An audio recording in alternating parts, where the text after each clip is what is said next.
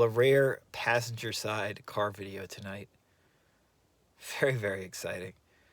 Uh, I want to talk to you briefly about one of the more valuable things that I have learned from implementing these various, manifestation tools, law of assumption, law of attraction tools, whatever you want to call them, uh, over the last 10 years plus. If you don't know who I am, my name is Tim Grimes. I've written multiple books about integrating manifestation concepts. One of those books is called The Law of Attraction Simplified. Link is in the description to that if you want a free copy.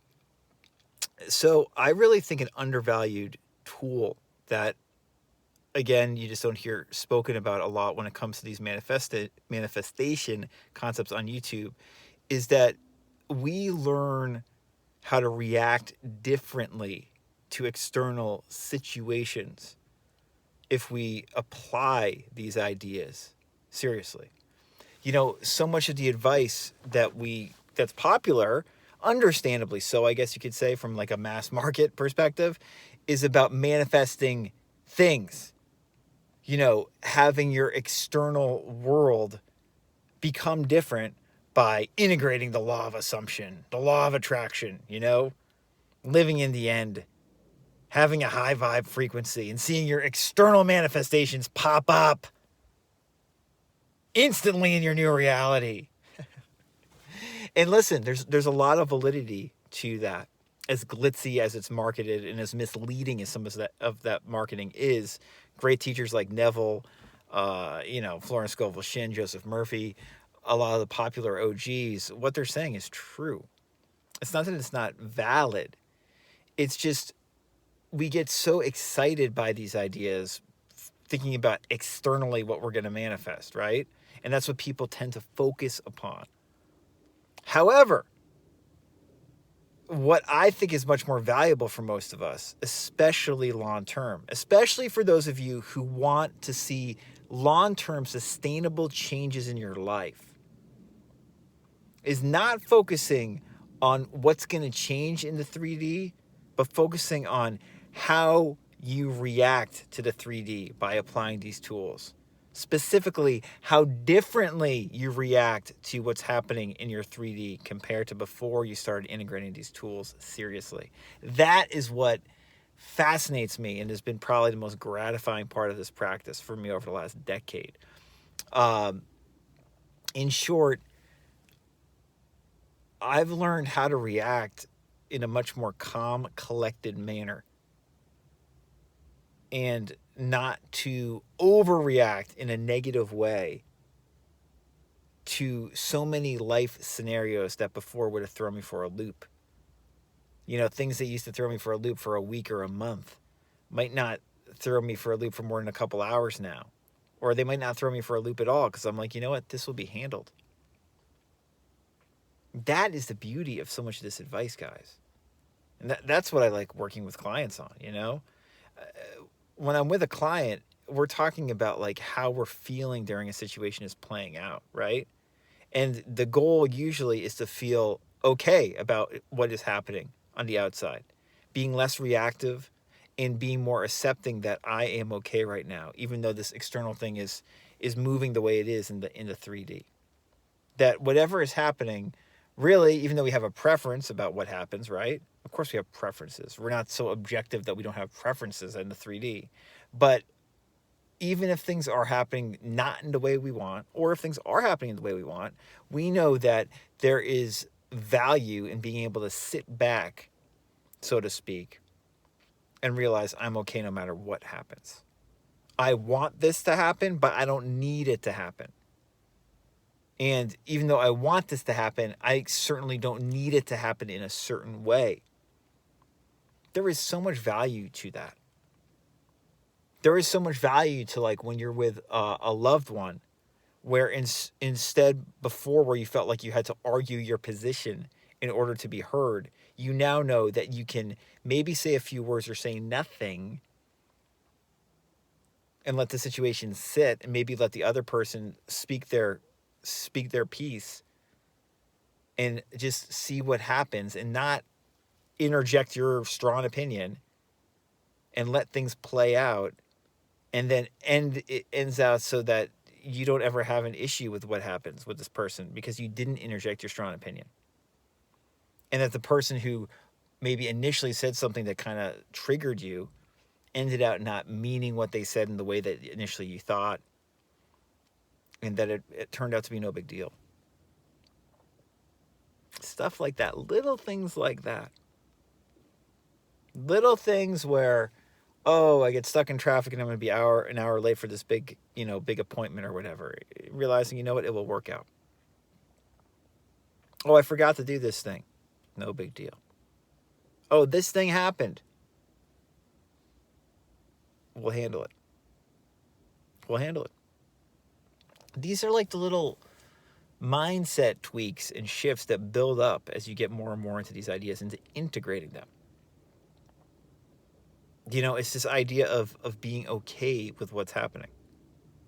I'm okay with what's happening, and I have a positive expectancy that my life is being taken care of, that there's good all around me, that there's a sustaining, life-giving force in my life, in everybody's life, and I can ride that wave to the best of my ability.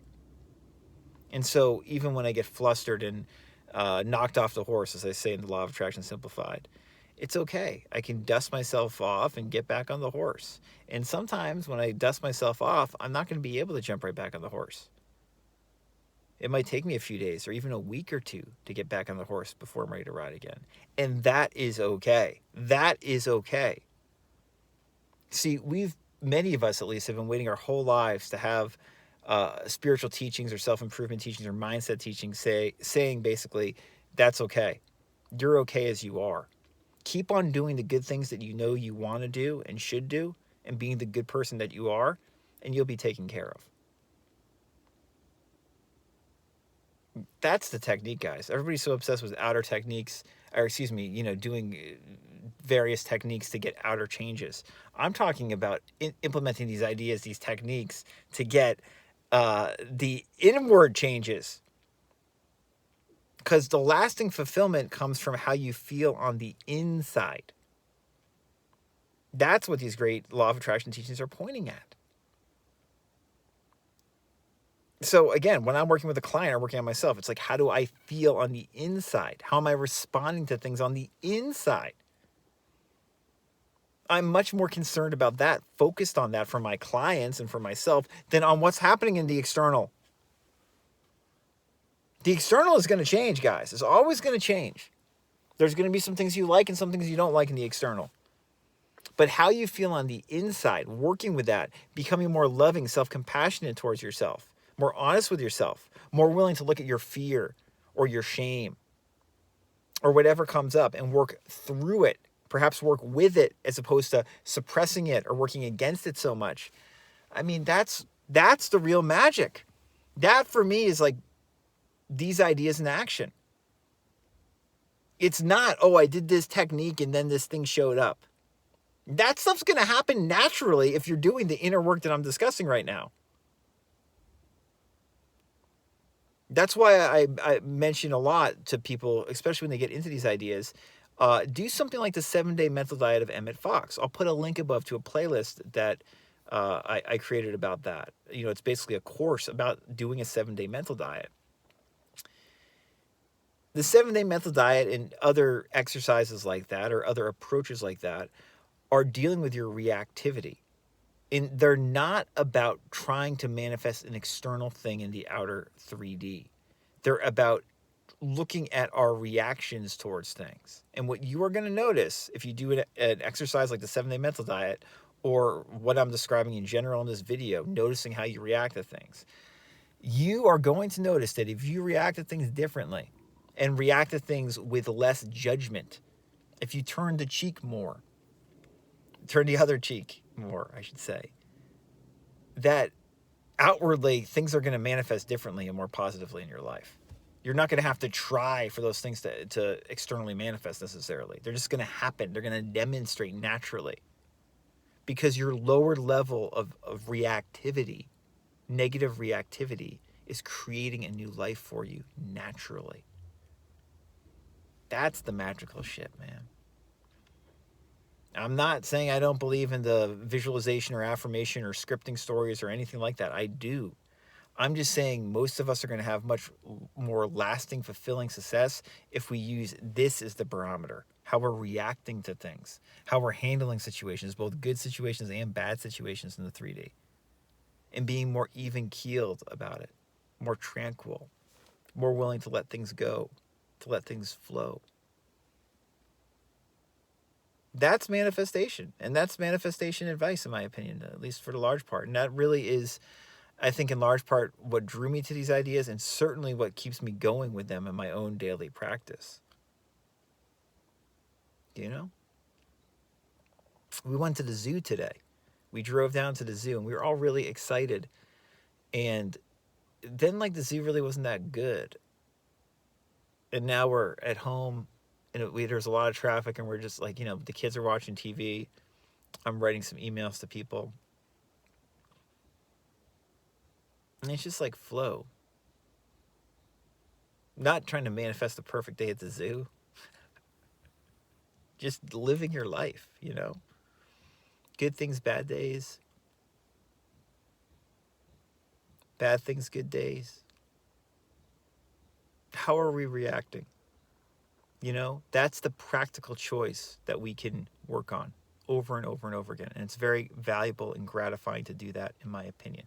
If you need help, or if you would like a free copy of The Law of Attraction Simplified, like I said, link is in the description. And I am going to put a video below that will further clarify the 7-day mental diet. Until next time, be gentle to yourself and realize you don't have to be as reactive as you might assume at first.